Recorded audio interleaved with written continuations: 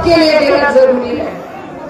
ये सिर्फ एक विधायक बनाने का चुनाव नहीं है, ये सरकार को बदलने का और मुख्यमंत्री बनाने का चुनाव है।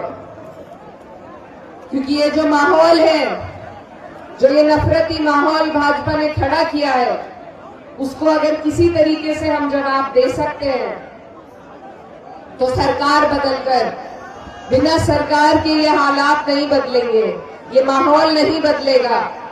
तो हम सब के लिए जरूरी है कि हम अपने वोट की ताकत का सही इस्तेमाल करें। मैं उत्तर प्रदेश से आपके बीच आई हूं। मेरे भाई जो आगे खड़े हैं, मेरी आपसे गुजारिश है कि थोड़ी सी व्यवस्था बना लीजिए। आज आखिरी दिन है, हमारे पास भी टाइम बहुत कम है, तो जल्दी यहां से आपके बीच से विदा लूंगी। इसलिए आप थोड़ी सी व्यवस्था, थोड़ी सी शांति बना लीजिए। ये चुनाव, इसके लिए मैं आपके बीच उत्तर प्रदेश से आई हूं। हमारा कोई लालच इस चुनाव से नहीं जुड़ा हुआ। मेरी अपनी पार्टी भी यहां से चुनाव नहीं लड़ रही है, लेकिन मैं आपके बीच में आपकी बहन बेटी होने के नाते ये अपनी जिम्मेदारी समझते हुए कि जहां जहां भी ये नफरत भरी पार्टी सत्ता में आने की कोशिश कर रही है, हमारा सबका फर्ज है कि हम मिलजुल कर उसे रोकने का काम करें। मैं उत्तर प्रदेश से अपना वहां का सूरत हाल आपके बीच में बयान करने आई हूं कि वहां किस तरीके से हमारा उत्पीड़न हो रहा है, किस तरीके से। चाचा एक मिनट, नहीं,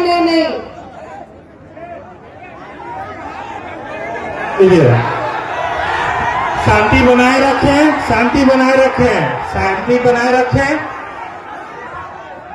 आप लोगों से अपील है कि आप लोग खुसूसी मेहमान इकरा हसन जी का वेलकम करें, शांति बनाए रखें, शांति बहाल रखें।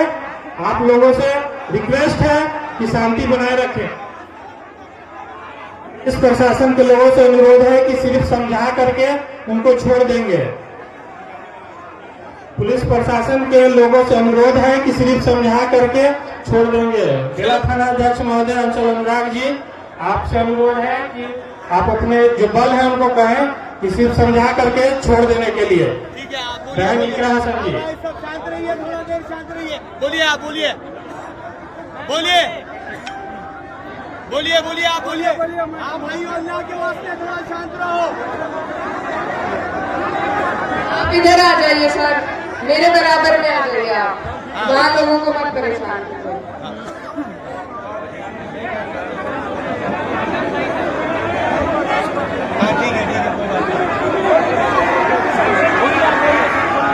बनाए रखें, आप लोग शांति बनाए रखें।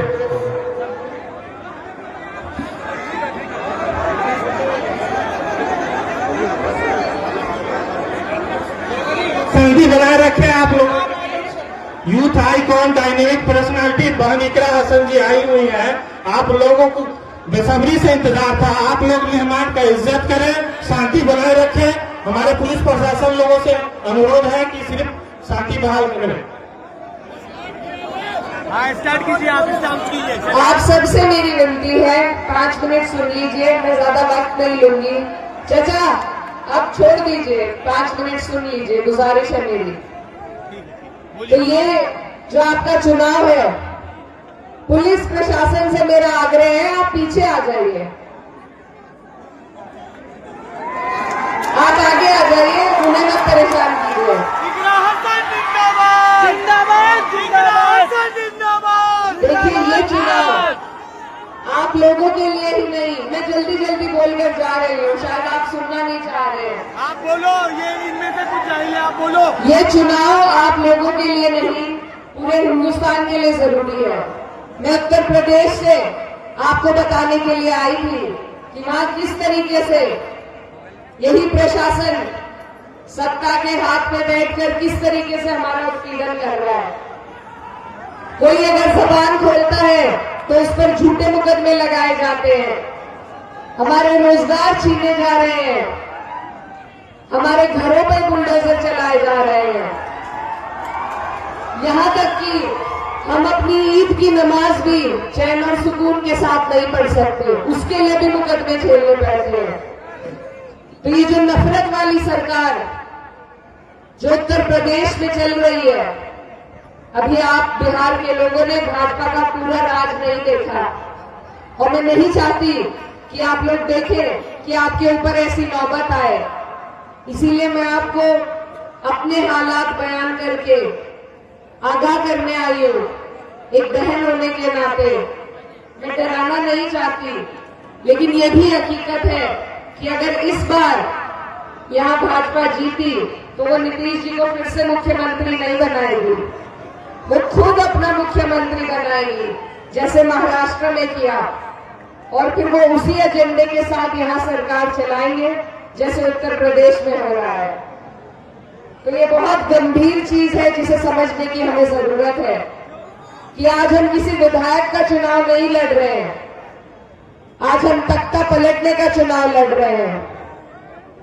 ये जो बेईमान है इनको सबक सिखाने का चुनाव लड़ रहे हैं, और पूरे देश में जो नफरत का माहौल इन्होंने पैदा किया है उसको खत्म करने का आप लोग चुनाव लड़ रहे हैं। तो आपके ऊपर बहुत बड़ी जिम्मेदारी है, क्योंकि जो काम हरियाणा में ना हो सका, जो काम महाराष्ट्र में ना हो सका, वो मुझे उम्मीद है कि मेरे बिहार के भाई, मेरी बिहार की बहनें वो काम करके दिखाएंगे। बताइए दिखाएंगे या नहीं? ये धरती हमेशा क्रांतिकारी धरती रही है। इस देश में कोई भी क्रांति अगर शुरू हुई तो बिहार के लोगों का उसमें सबसे बड़ा योगदान रहा है। और आज नफरत को खत्म करने की, भाजपा को खत्म करने की अगर क्रांति कहीं से उठेगी तो मुझे पूरी उम्मीद है कि मेरे प्यारे बिहार के भाई बहन उस क्रांति को उठाने का काम करेंगे। ये चुनाव हम सबके सम्मान की लड़ाई है। हम जो दूर दराज बैठ के आपकी तरफ आस और उम्मीद भरी नजरों से देख रहे हैं कि कम से कम आप लोग हमारे ऊपर हो रहे जुल्म का बदला लेंगे, कम से कम आप इस भाजपा को घुटने टेकने पे मजबूर करेंगे। जरूर करेंगे, जरूर करेंगे। आप याद रखिए कि ये वही जेडीयू और भाजपा की सरकार है। जब वक्फ का बिल आया था, इन लोगों ने सबसे पहले उसका समर्थन किया था। इन्होंने हमारी पीठ में छुरा भोंकने का काम किया था। आपकी दी हुई ताकत का इस्तेमाल आप ही के खिलाफ किया था। तो इस बार अगर चूक हुई, इस बार अगर हम ये गलती कर बैठे तो ये बिहार का माहौल बिगाड़ने वाले हैं। ये बताने के लिए मैं आपके बीच आई हूँ। आज हम कोई भी लड़ाई, ये इतनी बड़ी लड़ाई आप लड़ रहे हैं हमारे देश के संविधान को बचाने की, इस देश के लोकतंत्र, इस देश के भाईचारे को बचाने की, और ये लड़ाई अकेले नहीं लड़ी जा सकती। इसमें हमें जरूरत है कि हम भाईचारा कायम करें, मजबूती बनाएं अपनी, 36 बिरादरी, हर धर्म, हर समाज को साथ लेकर चले।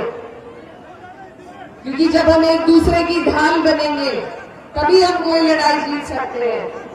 अकेले अकेले हम इनसे नहीं जीत पाएंगे। इनके पास बहुत हथकंडे, बहुत प्रोपेगेंडे हैं। ये सत्ता का दुरुपयोग करके सत्ता को हासिल करते हैं, ये सिस्टम का दुरुपयोग करके सत्ता को हासिल करते हैं। तो इनसे लड़ने के लिए हमें बहुत मजबूती की जरूरत है, और उसका एक तरीका भाईचारा बनाने का है।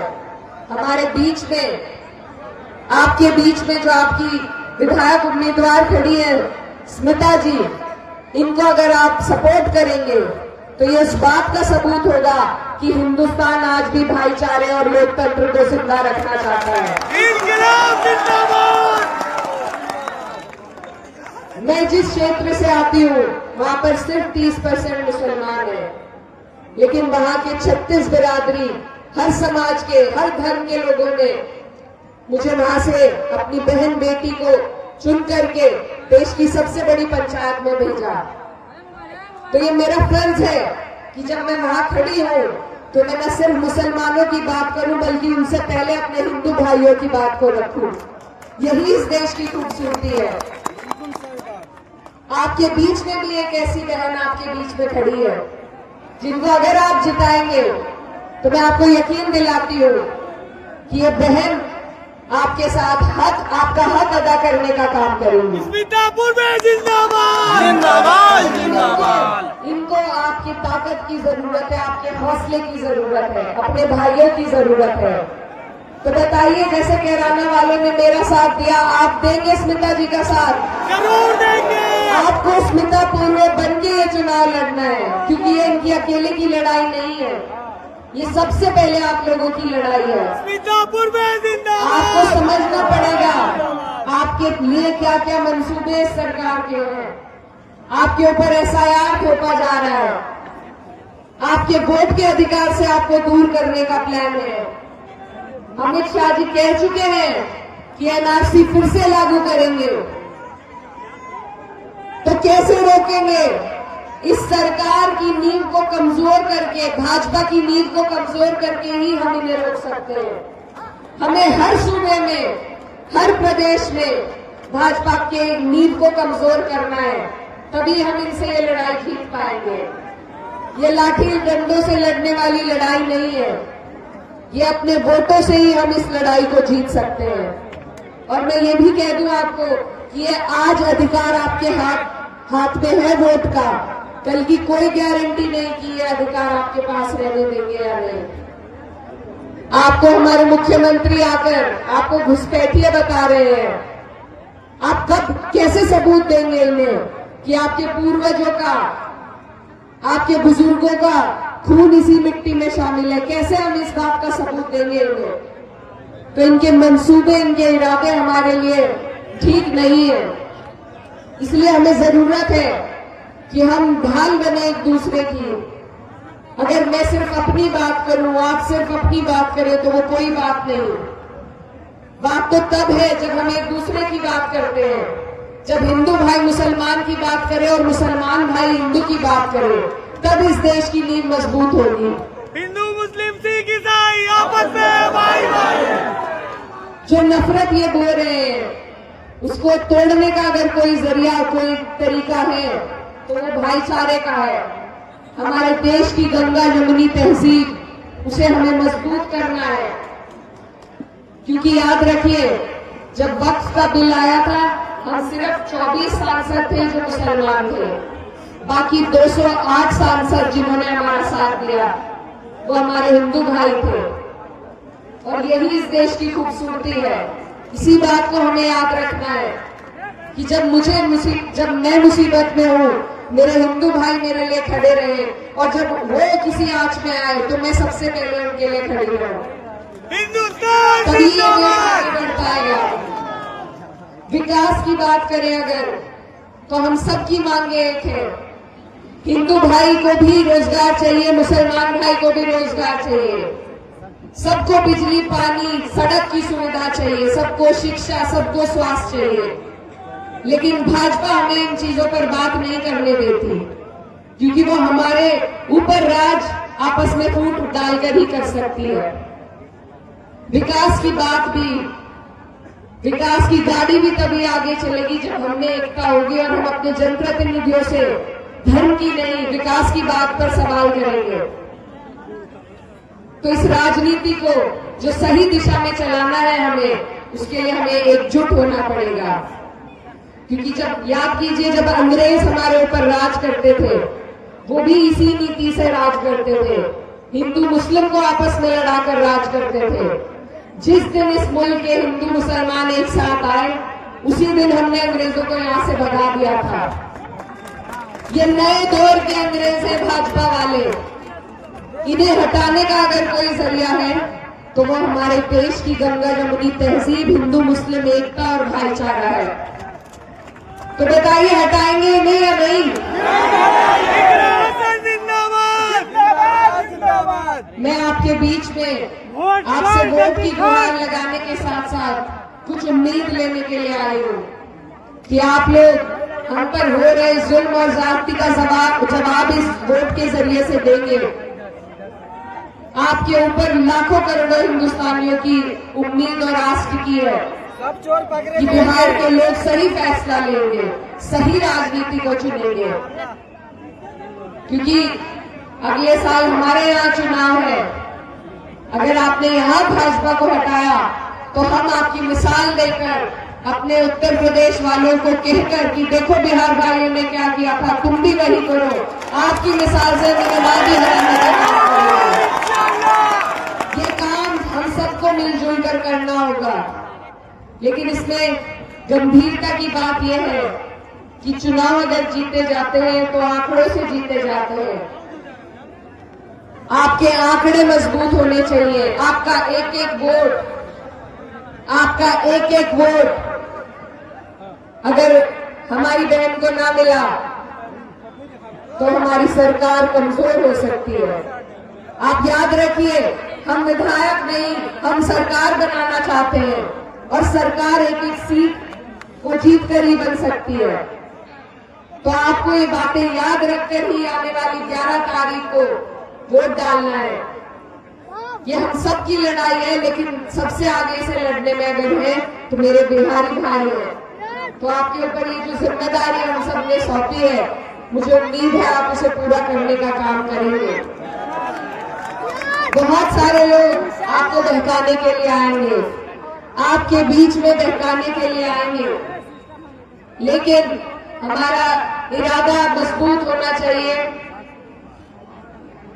सिर्फ मछली की आंख पर आपका निशाना होना चाहिए कि आपको अपनी सरकार बदलनी है। मैं भी जनप्रतिनिधि हूँ, लेकिन क्योंकि हमारी सरकार नहीं है, हम उस हिसाब से अपने लोगों के काम नहीं कर सकते जितना हम चाहते हैं। तो यकीन मानिए, ये हालात तब तक नहीं बदलेंगे जब तक आप इस सरकार को न बदले। तो इन सारी बातों को याद रखते हुए आने वाली 11 तारीख है और चुपचाप लालटेन का आपका निशान है। कोई गलती ना हो, क्योंकि आज अगर हम चूक गए तो बहुत लंबा अरसा और बहुत हमें अफसोस होगा। हमारी नस्लें हमसे सवाल करेंगी। उनके बेहतर मुस्तकबिल के लिए, उनकी बेहतराई के लिए आपको सोच समझकर एकजुट होकर वोट देना है। और मेरी माएं बहनें जो यहाँ पर खड़ी हैं, मैं उनसे भी कहना चाहती हूँ कि आपके लिए बहुत अच्छी नीति तेजस्वी जी लेकर आए हैं। हर महीने 2500 रुपए माए बहनों के अकाउंट में डालने का उन्होंने वादा किया है और ये भी कहा है कि जनवरी की 14 तारीख को 1 साल का पैसा आपको पहले ही मिल जाएगा, 30,000 रुपए की राशि। आपकी नौकरियां, सबसे ज्यादा हमारे बिहार के भाई रोजगार की तलाश में बाहर जाते हैं। जब तेजस्वी जी को 1.5 साल का मौका मिला था, उन्होंने 5 लाख नौकरियां जो सरकारी भर्ती थी वो खोलने का काम किया था और अब वादा किया है कि हर घर में एक नौकरी देने का काम करेंगे। नेक नियत मंजिल आसान। तो उनकी नियत नेक है, लेकिन उनकी मंजिल को आसान करने का काम आप सबको करना है। बताइए करेंगे या नहीं? तो ये सारे सारी प्रत्याशी बहुत है, कोई दल से है, कोई निर्दलीय है। ध्यान लेकिन सिर्फ सरकार बनाने पे रखना है। कोई एक प्रत्याशी आपका भला नहीं कर सकता, कोई एक विधायक नहीं कर सकता। भला और तब्दीली होगी अगर, तो सिर्फ सरकार बनाकर ही हो पाएगी। तो सीधा सीधा सरकार बनाने के लिए वोट दीजिए, हालात बदलने के लिए वोट दीजिए, बिहार की तस्वीर और हिंदुस्तान की तकदीर बदलने के लिए वोट दीजिए।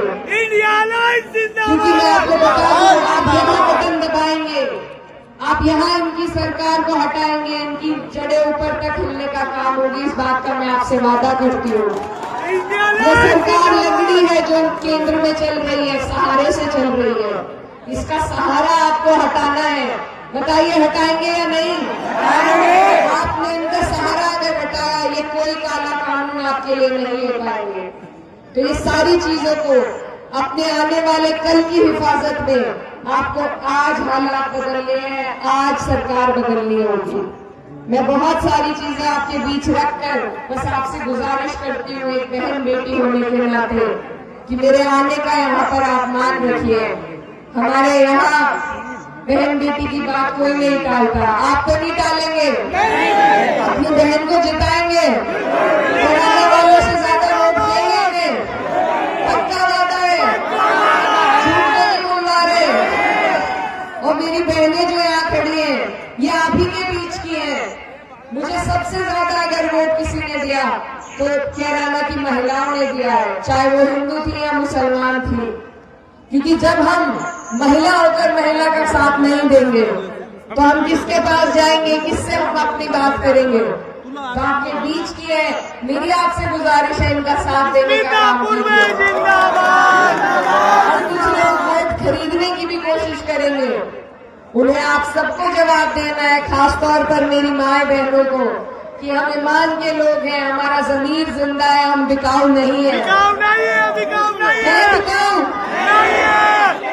ये वोट के टाइम आपका वोट खरीदने आते हैं, लेकिन जो आपकी बुनियादी चीजें हैं आपको उन पर ध्यान देना है, आपको पूरे हिंदुस्तान पर ध्यान देना है, क्योंकि सब लोग आपकी तरफ उम्मीद की निगाह से देख रहे हैं।